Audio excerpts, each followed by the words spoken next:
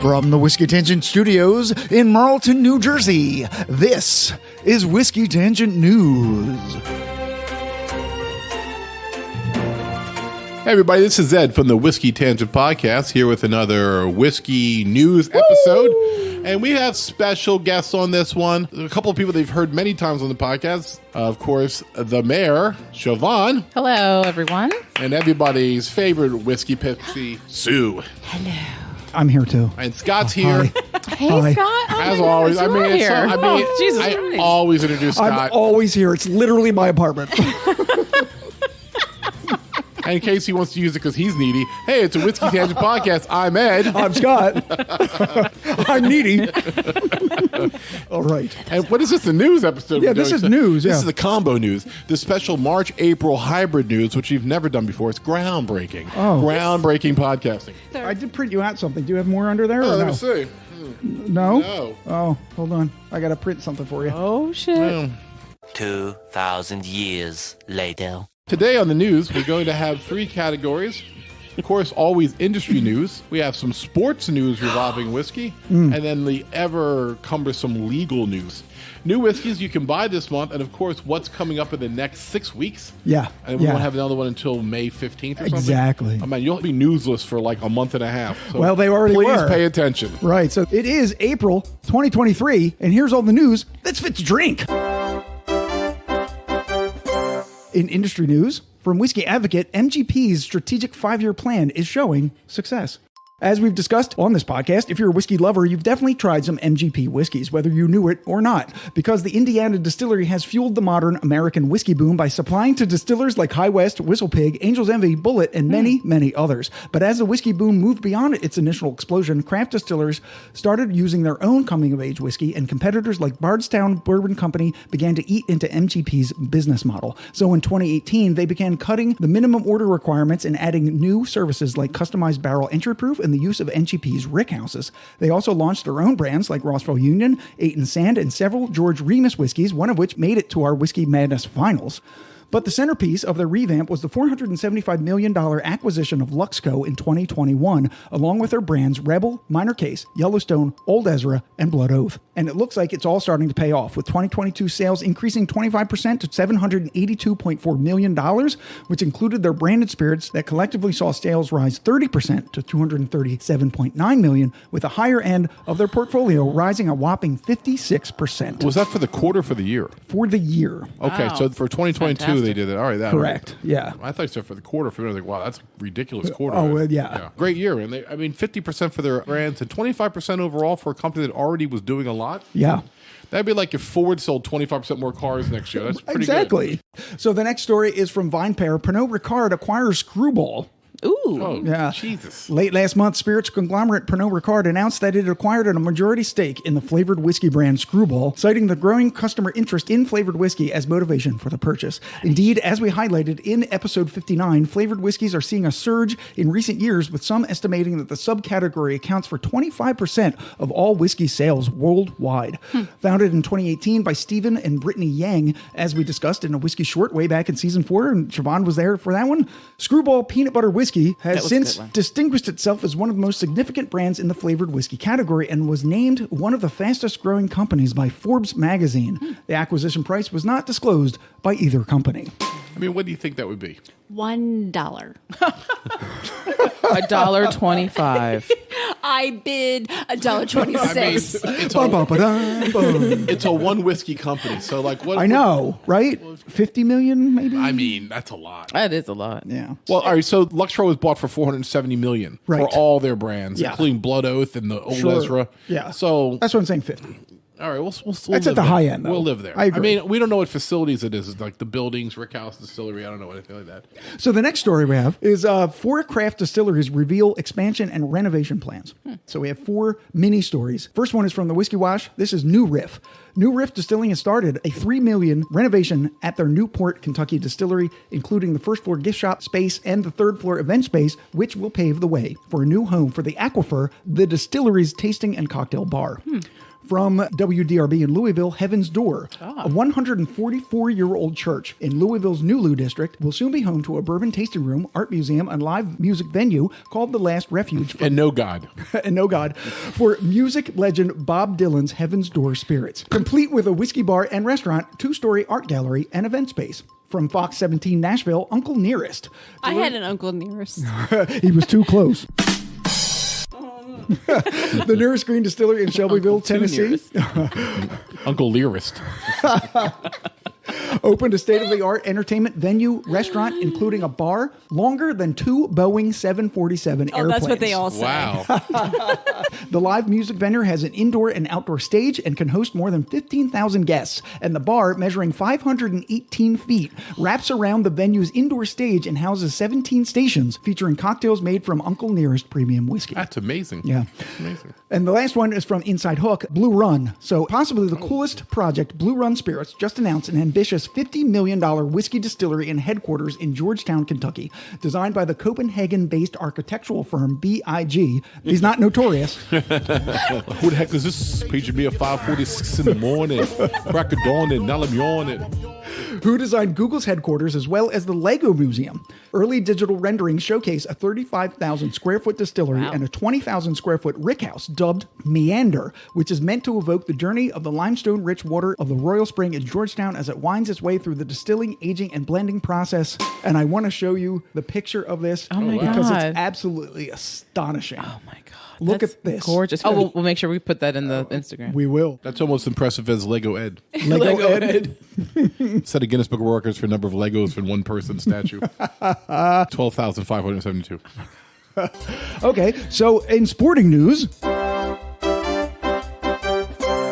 from Yahoo News, Steph Curry is making his own bourbon. Oh, sure. Why not? Everybody does. Yeah, the NBA already has its fair share of superstar player booze brands, including tequilas from both LeBron James and Michael Jordan, plus specialty wines from several others. But now it looks like Stephen Curry is about to enter a whiskey into the fray. On March 16th, a picture of Whiskey Label posted on the Instagram account Coming Whiskey for Gentleman's Cut Game Changer Bourbon. It's likely a product of Boone County Distilling Company. The whiskey is said to be aged for 5 years, bottled at 85 proof, and sporting a mash bill of 75% corn, 21% rye, and 4% malted barley. It's not known when the whiskey will be released, but with the Warriors' chances of making the playoffs this year looking good, maybe we'll see a couple bottles being sprayed in the locker room instead of champagne.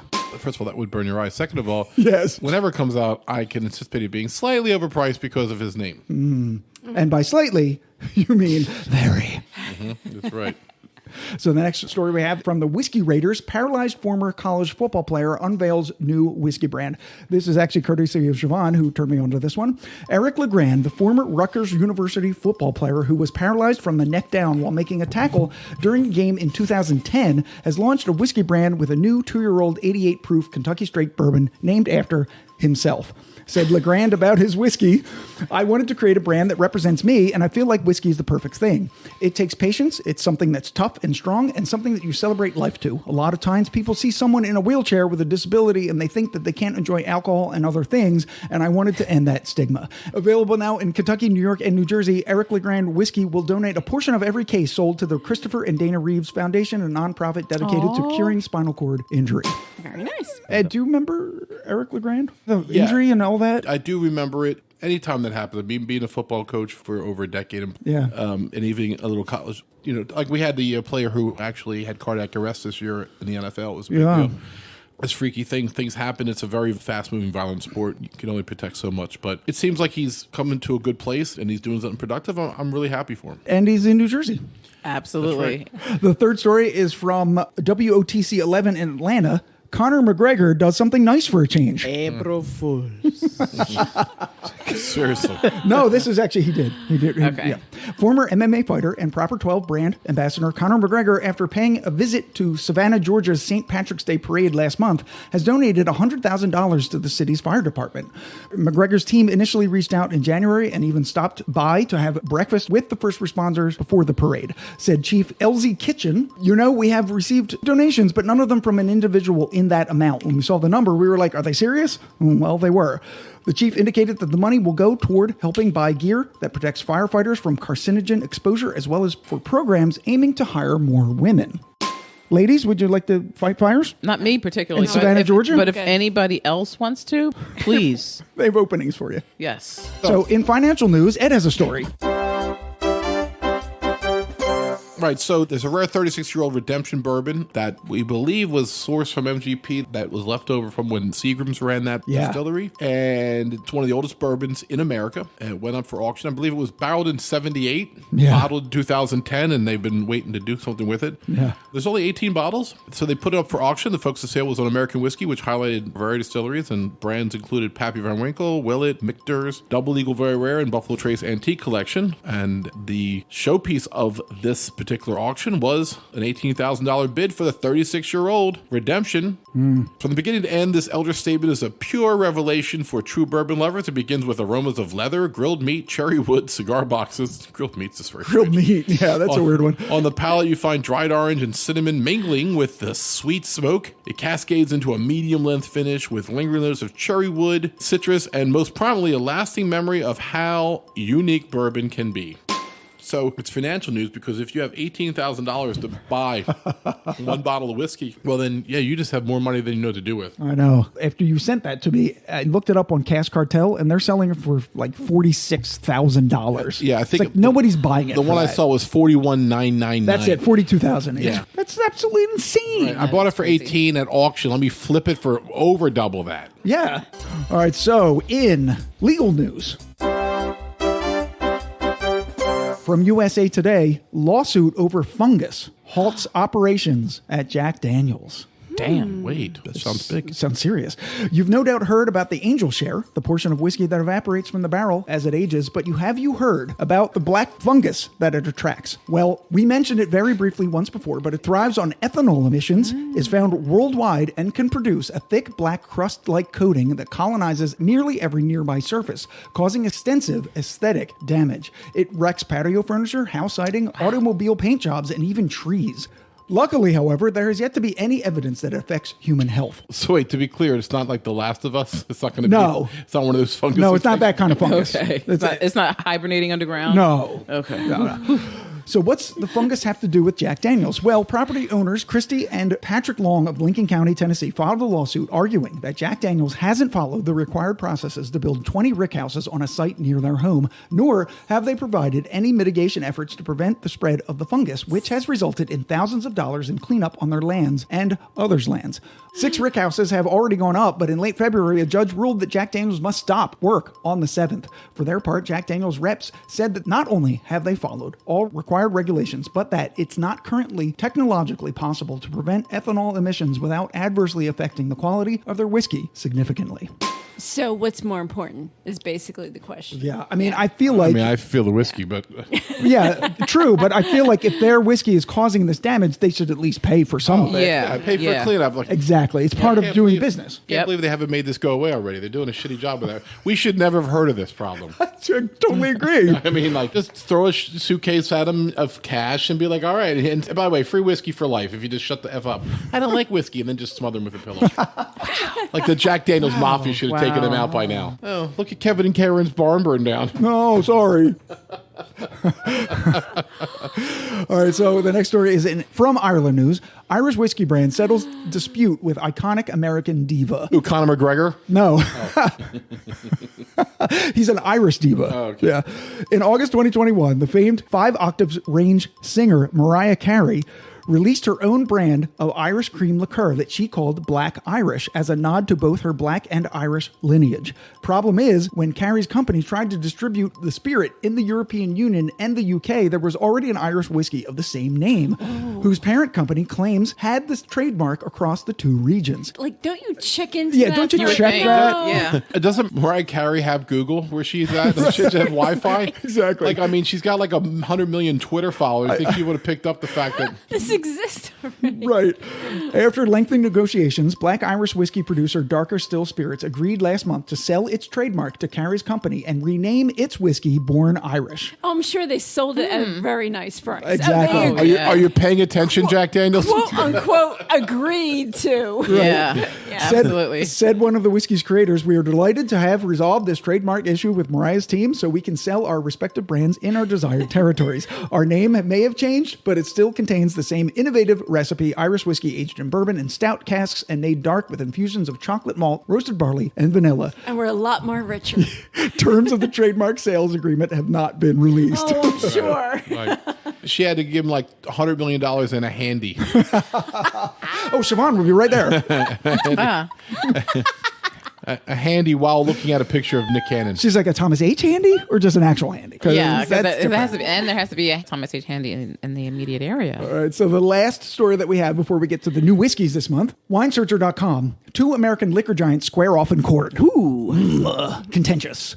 The nation's second largest spirits producer and second largest liquor distributor are locked in a battle in U.S. federal court over a dispute that might have wider implications for the 3-tier system of liquor supply, distribution, and sales that was created in the aftermath of Prohibition, which Ed and I talked about extensively in our Sourcing Whiskymentary back in season 4.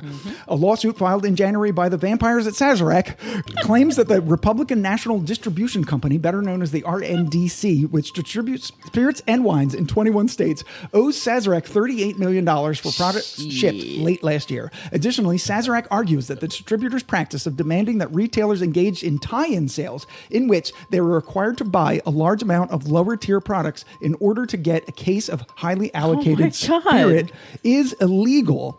They're claiming that. And it's a practice that happens all the time. Oh, yeah. However, just last week, the RNDC fired back with a spicy countersuit of its own, alleging that Sazerac forced $552 million worth of its products onto RNDC just before canceling their distribution agreement on December 31st, and that it's actually Sazerac who should pay them. Additionally, they accused Sazerac of setting up its own marketing team and trying to deliver to retailers what Sazerac staff had already sold to the RNDC, something which most states do not allow. Of course, it's important to note that just because you say something is illegal doesn't mean it actually is. Courts will have to rule, and complicating matters is the fact that a judge will now have to become an expert on alcohol distribution law in 21 different states. We'll be hearing about this for a while. Yeah. This is a huge lawsuit. It's going to be ongoing. Wow. Sazerac and the second largest distributor. So essentially, they wanted them to buy a lower product, right, in order to get Yeah. other products. And that's But, something that a lot of distributors do. you Right. know, You have to buy like 5 cases of Buffalo Trace to get 1 case of Blanton's. Yeah. Yeah. Or their terrible vodka to get Yeah, like the Pappy. Bartons. Like the Bartons. Yeah. Yeah. But the reason why it has implications is because Sazerac is saying that that's now illegal. You shouldn't be able to do that. So if like a court rules that you can't do that, then the whole distributorship is all blown up. Like I said, I think we're going to hear a lot of this. Oh, yeah. Oh, yeah. It's just a lot of people are watching this too. Trust me. This is relevant all over. All right. So now we got the new whiskeys that are available this month. And now that some of them get sent to us when we say them, it's more exciting now this morning. That's right. We never know who's listening. So the featured one that we're drinking on, well, all 4 of us have been sipping on as we did the news, Powers Irish Rye. So not only is this the first rye whiskey for Powers, it's the first rye whiskey made from 100% Irish rye ever. Indeed, Powers says that even finding a supplier of Irish rye was difficult because commercial rye farming in Ireland has all but disappeared. But they were able to find a source from the Cooney Furlong Farm in County Wexford. There's no age statement. It's 86.4 proof. Candied ginger, orange peel, clove spice, peppermint, caramel apples, brown sugar, sweet cereal, red licorice. The MSRP is about $40. Ed, you bought this. You saw it in the store. Yeah, I got it for Less than that? just a bit under. All right. Like maybe like 38, 39. Good job. What do you guys think of it? I love it. It's Yeah, smooth. I love it It's too. delicious. It's a great Irish It's whiskey. a nice sipper. And being a little bit above 80 helps it a lot, man. Being 87 compared to 80, that makes a lot of difference. It's very different than American rye. Yeah, because it still has an Irish whiskey flavor to it, but there's no malted barley. It doesn't make any sense. It's crazy. But it's definitely different than the regular Powers. It's a different whiskey entirely. It's like a cross between, like, say, Bullet Rye and a regular Irish whiskey, like Tullamore Dew or so something. sweet. The initial taste is so sweet, and then you get a little bit of You get the spiciness spiciness. on the end. That's man. the spec. Yeah, I feel like this is like a gateway into rye. Like, if you don't like rye, but you like Irish whiskey and bourbons and stuff, try this. I mean, this might transition you into I it. haven't seen it everywhere. It's their new bottle label, but it's instead of orange, it's bright green. It's a really fun-looking bottle. Yeah. It's like It's like a Kelly Green too, right? it's like Yeah. right. It's like Power's superhero label. Yeah. Like Power's man. Powers man.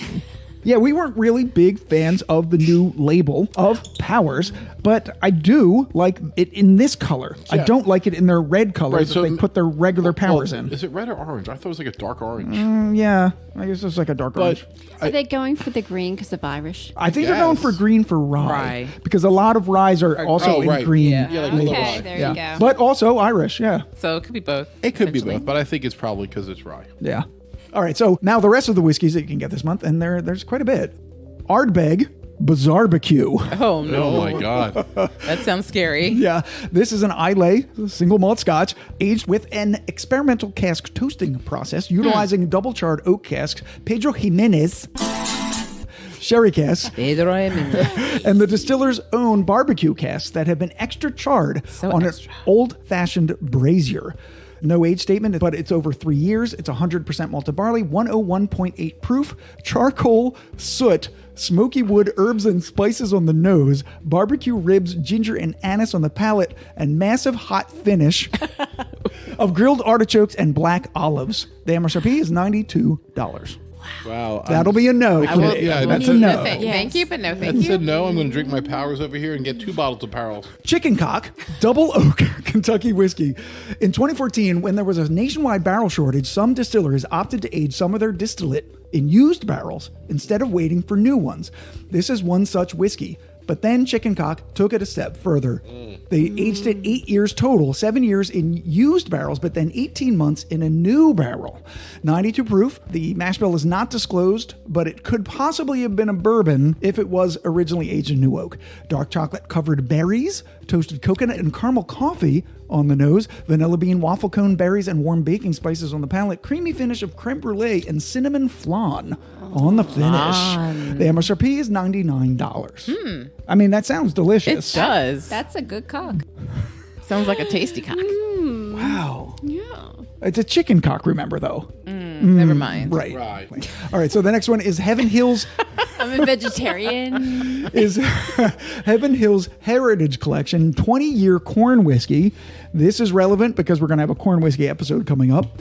This is another limited annual release, only 110 barrels, pulled from their third floor Rickhouse 1K. 20 years, of course. It's 115 proof. The mash bill is 80% corn, 12% malted barley, 8% rye, toasted corn and spice on the nose, aged oak and walnuts on the palate, wood spice and hints of corn sweetness. Walnuts on the palate. Yeah, walnuts on the palate. Not on the chin. No. Oak and walnuts. So wood and nuts Wood and nuts on the palate. Wow. Right. Wood spice and hints of corn sweetness on the finish. The literal full package. The MSRP that's going to cost you $290, ladies, to have that experience. That's a lot of scratch. It is a lot of scratch. All right, so the next one we have Jack Daniel's 10 and 12 year. So this is the batch 2 of their 10-year and batch 1 of their 12-year, a new release for them. Tennessee whiskeys in the classic old number 7 mash bill of 80% corn, 12% rye, 8% malted barley. The 10-year is 97 proof. The 12-year is 107 proof. The tasting notes for the 10-year are cherry, cranberry, plum, dry oak, dried fruit, leather, and light smoke. The 12-year is molasses, nutmeg, cinnamon, fig, raisins, cherry, and sugary oak. The MSRP for the 10-year is $70, and the 12-year is only $80. That's not bad. Not bad. That's not bad at No, all for them not because at they tend to be okay because even their single barrels like 56, they keep it in the ballpark. And another Jack Daniel's one, Jack and Coke in cans, is now available. I mean, so I used to go to the casinos and they would sell these. The first place I saw them, it would be Jack and Cola. Yeah. And they were good. But I could never understand why they wouldn't just get with Jack Daniels and Coke itself. Like, it's a match made in heaven. It took, 25 years since I first saw the Cola one? It's Yeah, crazy. absolutely. The celebrity couple of mixed drinks have finally officially tied the knot. And 4 packs of the new 12-ounce cans of the definitive wedding, dive bar, and summer picnic classic are now on shelves nationwide. It's 14 proof or 7% ABV. There's no age statement. There's no mash bill. Well, right, so it's like a super beer. You know what I mean? Yeah. It's like you drink it like you would in the summer. You go fishing, you throw it in Yep. the cooler, 5 or 6%, right? This is 7. It's so- going to be refreshing, but it's going to give you a buzz. Sugary sweet and bubbly on the nose, boozy corn syrup fizz on the palate, and regrettable life choices on the finish. There you go. That rounded out perfectly. Right, exactly. Okay, so the next one we have is Law's Whiskey House Bottled and Bond. Ed, you like bottled and bonds? I'm like a sucker for them. 4-grain bourbon. You also like 4-grain bourbons. Keep talking. Yes, this is from Law's, the Denver Grain to Glass Distillery, Batch 7 of their annual 4-grain bottled and bond release. 8 years aged, 100 proof, of course, 60% corn, 20% wheat, 10% rye, and 10% malted barley. Wow. Apple, strudel, orange blossom, and rose on the nose. Cherry, vanilla, cola, black tea, and walnut, leading to a lingering dry finish. The MSRP of this is $80. I mean, that's not bad for an 8 years aged bottle and bond 4-grain. It should be 65. Okay. I'm not going to fight you on that It is one. 8 years. No, it is 8 years. Yeah. So I'm going to give him credit for that. But when I can get really good bottle and bonds for anywhere from 25 to 60, Yeah. you know, but I don't know why I said it like whatever. that. Yeah. You got my, It's really aggressive. you got my cheese whiz, boy. Yeah, brother. Wait, who are you doing? I was doing Hulk Hogan. Yeah, brother. All right, so the next one is Method and Madness Rye and Wait, Malt. methadone? What? Methadone rye? What? Method and Madness Rye and Malt. So this is an Irish whiskey distilled at the Middleton Microdistillery and aged in ex-bourbon barrels. This is a version of a double distilled whiskey that was exclusive to the European market, but now this triple distilled version has been made exclusively to the U.S. market. It's aged 6 years. It's 92 proof. It's 60% rye, 40% malted barley. Sweet caramel and vanilla with notes of pepper, candied orange, oak, and a hint of lemon. An MSRP of $80. Nice. I never heard of these guys, but they're associated with Middleton. I mean, Middleton makes great Anything stuff. made in Middleton for under 100, it's like I feel like you're sneaking out the back door. Right. Maybe we should look this up. Maybe, yeah. So the Rebel 100 Rye. In 2019, Rebel, formerly known as Rebel Yell, released a 100 proof bourbon, and now they've done the same for their rye, sourced from MGP, 51% rye, 45% corn, 4% malted barley. There's no age statement. The tasting notes I could not find. This is just released, but the MSRP is $20. Oh, Wow. right. Yeah, let's just get it and try it. How big's the bottle? The same as a regular bottle. Where? Holy wow. I know, right? It's super cheap. Like, shh, don't tell anybody. We found the best $20 bottle ever. We haven't even tasted it.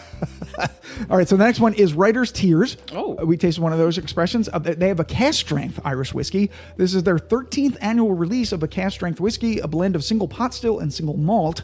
No age statement. It's malted and unmalted barley. It's 109.6 proof. Creme caramel and wild honey on the nose, sweet floral notes, salted caramel dipped almonds, and roasted hazelnuts on the palate, and toasted oak and ginger spice on the finish. It's $160.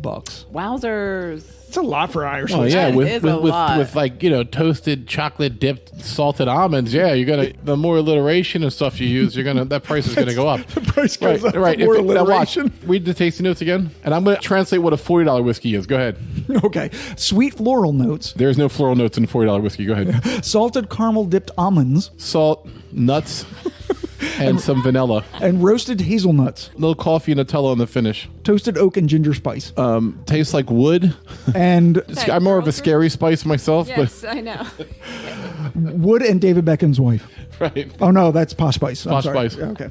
I always get them mixed up. All right, so there have been a slew of single malts. It's scary and Not posh? scary, no. Oh, Posh and ginger. oh I okay. got mixed up. Okay. I was like, whoa. No, Scary. She was my favorite. Yeah, Scott liked me some Scary Spice. I'm not gonna lie, she was probably my favorite too. Yeah. I just felt Posh was out of my league even back then. I'm like, I'll never go. Scary's like really hot, and then Ginger, like she's probably crazy, you know. And then there was like Sporty, and I don't feel like doing that much, like running around with her, right? And what was her other? Baby Spice was the other one. Baby, yeah. She was cute. athletic. She's was too cute. athletic. I Baby- gotta chase her. Fuck that shit. Right, she's gonna want to go kayaking and hiking and shit. Meanwhile, Baby Spice might just want to do some Netflix and chill, maybe. I don't know. Yeah, yeah. So it's gonna be either Scary or Baby or Scary Baby. It's threesome, scary baby. If you don't know who the Spice Girls are, Right. go back to 1993 and look up any pop culture reference. All right, so there's a slew of single malts out. So as we reported back in August of last year, the TTB has released its rules for what the American single malt category should be, and we remarked that there was likely going to be an explosion in that category. Well, that day is here. Of course, distilleries were making them before the rules, but things have been heating up fast, and some are already very pricey. So here are 5 new ones that you can buy this month. 2 from the Old Line Distillery in Baltimore. On the heels of its Cask Strength Single Malt, which won our Madness tournament just last month, Old Line is releasing 2 additional versions, their Flagship 95, which replaces their previous 86 proof version, and Navy Strength 114. The age of both are 4 to 6 years. The proof, of course, is 95 and 114, because that's what they're called, and the MSRP is $45 and $55. Right, really reasonable. I just picked up another Cask Strength to celebrate the win. Yeah. And that was around 64. Okay. But that was 124 proof. Yes. And that's bringing it. Yeah, I think they're pricing them in the right Yeah, I think they're very level. fair. Yeah. Very fair. The next one we have Yellowstone has put out a single malt. Luxco MGP is releasing its first single malt under the Yellowstone brand. MSRP is $72. Do you think that's because of the popularity has driven up that price? Yeah, I think so. It's not even associated with the show, is it? I don't know, actually. It's not. But I think people do. I think, associate. Well, yeah, because, you know. And maybe they're like, well, if they're going to associate it. The last season, they were heavy on the Buffalo Trace and Weller. They never had Yellowstone in the show. Did they have Yellowstone in the show now? No. Oh. It's probably just coincidence. Yeah, I think it is. Yeah. And they're just riding. They're just riding it. Yeah, like, hey, I don't blame them. Hello. 2 more. They're just riding it. Just riding. Yeah, 2 more. Wolves Single Malt. So this is a California craft distillery. Wolves Whiskey is releasing what they're calling Lot 1 of their new single malt fermented with California ale yeast. 8 years. It's 100 proof. It's interesting. Yes. Licorice, pear, apple, dark chocolate, candied orange, vanilla, and lemon with some grassy and herbal notes. The MSRP $350. Oh wait, only $350? Yeah, let's just get it. You want to cash in some stocks? The notes all sounded good except when you got to the grassy notes. A grassy It's note? okay if it's a Just little. threw me. Like this has a little bit of grassiness. Sure. And you're not even noticing it. Okay, so the last one we have is WhistlePig, the Beholden single malt. Of course, being WhistlePig, it's got to be 21-year-old single barrel single malt from Canada, which Whiskey Advocate calls the country's best kept whiskey secret. This particular whiskey that they sourced it from. It's finished for 4 weeks in WhistlePig's own ex-rye barrels. It's 92 proof, fruitcake, spice, almond, rich red fruits, and maple sugar candy. Guess what the price is? $1. 21 years old. Oh, easy. This is going to be $650. Ooh, even more. MSRP is $800, even more than Boss Hog. The Boss Hog was $750 this year. I saw it for $749. So all right, so it's $800. Bargain. Right. Well, I mean, maybe we'll get lucky in the lottery next year because we won a Boss Hog this year. So We did. and by we I mean Scott. But it was a lounge thing, so Yeah. we both got it. We still have some. Just over half a bottle. Half a bottle. Awesome. All right. So the last thing that we do on the news is what's coming up in the next few weeks. On 4/14, April 14th, we have episode 62, the first Bourbon Evolution episode featuring moonshine and white whiskeys that we just recorded before this, and you'll hear that next week. On 4/21, we have a quick taste of Hirsch Cognac finished bourbon with me and Ed that we recorded a few weeks ago. On 4/28, there's no podcast. On 5/5, May 5th, we have episode 63. Probably the second Bourbon Evolution episode featuring corn whiskeys and light whiskeys. On May 12th, we have a quick taste of the Calumet Farms 16-year. And on the 19th of May, we have the news coming right back here doing this stuff. Yes. All right, that's it. Ed, take us out. I find these episodes incredibly informative for me as we're doing them, and I'm hoping you guys are enjoying them too. So for the Whiskey Tangent podcast, I'd like to thank everybody for tuning in to the news. We'll be back next month. I'm Ed. I'm Scott. I'm Siobhan. And I'm Sue. Later.